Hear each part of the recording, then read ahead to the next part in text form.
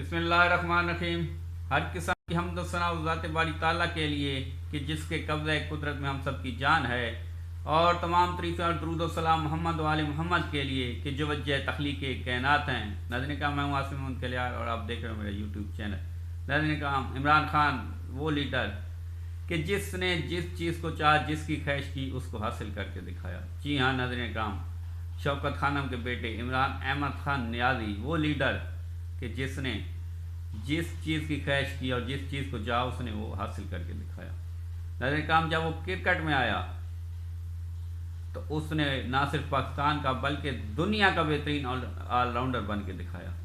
جب وہ پاکستانی ٹیم کی قیادت کرنے آیا اور اس نے کہا کہ میں ورلڈ کپ پاکستان ٹیم کو دلا کے چھوڑوں گا، لوگوں نے اس کا مذاق اڑایا اور 1992 میں ایک کمزور ٹیم کے ہونے کے باوجود اس نے پاکستان کو ورلڈ کپ دلایا۔ ناظرین کرام، اس نے کہا کہ میں شوکت خانم ہاسپٹل بنا کے دکھاؤں گا۔ سب نے اس کا مذاق اڑایا اور کہا یہ ایک دیوانے کا خواب ہے، لیکن اس نے نہ صرف پاکستان کا بلکہ دنیا کا ایک شاندار اور بڑا ہاسپٹل شوکت خانم میموریل کینسر ہاسپٹل نہ صرف لاہور میں بنا کے دکھایا بلکہ کراچی اور پشاور میں اس کی بنیاد رکھ دی۔ ناظرین کرام، وہ جب آکسفورڈ میں گیا، آکسفورڈ میں وہ پڑھنے کے لیے گیا اور وہاں کا چانسلر بن کے باہر آیا۔ ناظرین کرام، اس نے کہا تھا کہ وہ پاکستان میں آکسفورڈ یونیورسٹی ٹائپ ایک یونیورسٹی بنائیں گے، اور انہوں نے نمل یونیورسٹی بنا کے دکھا دی۔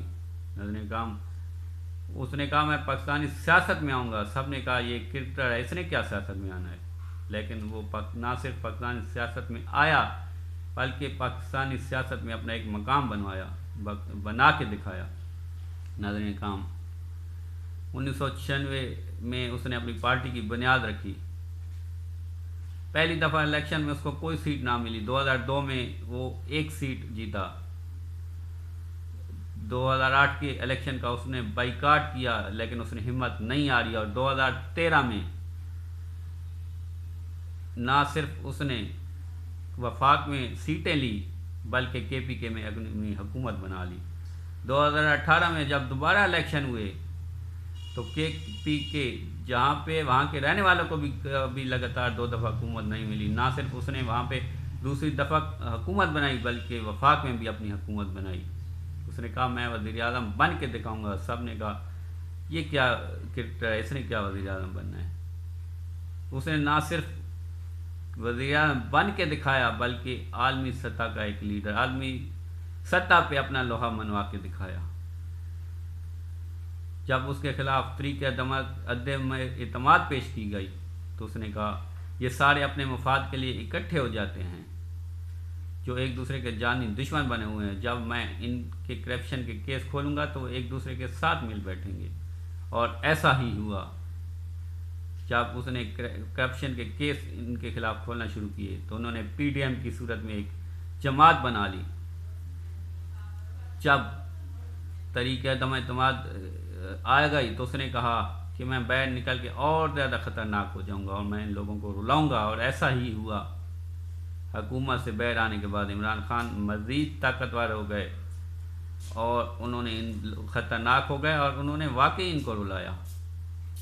ناظرین کرام، اب اس نے کہا میں ایک دفعہ دوبارہ وزیر اعظم بن کے دکھاؤں گا، اور اب جو پوزیشن بنی ہوئی ہے اس میں واضح ہوا ہے کہ نہ صرف وہ دوبارہ وزیر اعظم بنیں گے بلکہ 2/3 اکثریت سے وزیر اعظم بنیں گے۔ ناظرین کرام، صرف اب ہمیں ایک چیز کی خواہش بھی ہے اور ہم جانتے ہیں کہ انشاءاللہ عمران خان صاحب وہ پوری کر کے دکھائیں گے۔ شاہ زیب خانزادہ کے پروگرام میں عمران خان پہ توشہ خانہ کی جو گھڑی ہے اس کی فروخت کا الزام لگا تھا، تو عمران خان نے کہا تھا کہ وہ شاہ زیب خانزادہ جنگ اور جیو کے خلاف مقدمات کروائیں گے۔ اب ہم لوگ اس چیز کا انتظار کر رہے ہیں کہ کب خان صاحب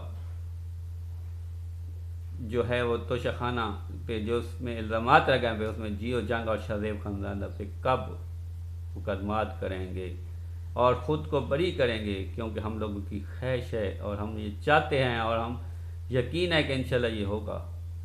اب تک کے لیے اتنا ہی۔ مزید ویڈیو کے لیے میرے چینل کو سبسکرائب کریں، بیل آئیکن کو پریس کریں۔ پاکستان زندہ باد۔